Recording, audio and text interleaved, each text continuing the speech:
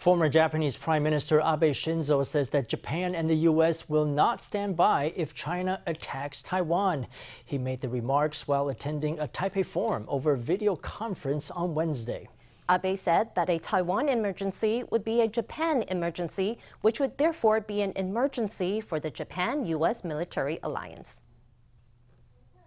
Former Japan Prime Minister Abe Shinzo attended a forum hosted by Taiwan's Institute for National Policy Research. Over teleconference, he addressed the tense situation in the Taiwan Strait.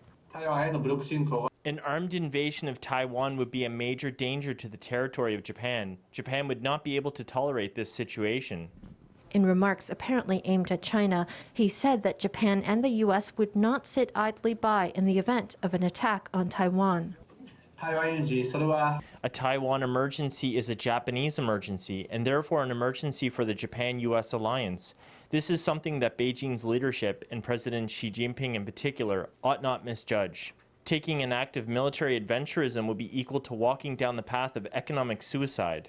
Abe also expressed support for Taiwan's bid to join the CPTPP trade bloc. He said that as Prime Minister, he had seen the need for Japan to connect to a free and open democratic framework. Based on the same idea, I personally support Taiwan's entry to the TPP. With regard to maintaining the rules of the international order and strengthening its related functions, I personally believe that the TPP has quite an important role to play. Taiwan is fully qualified to join the TPP. Addressing Taiwan's lack of international recognition, Abe said he would do what he could to help Taiwan. First of all, with regard to participation in international organizations such as the WHO and to enhancing Taiwan's international status, these goals must be achieved step by step.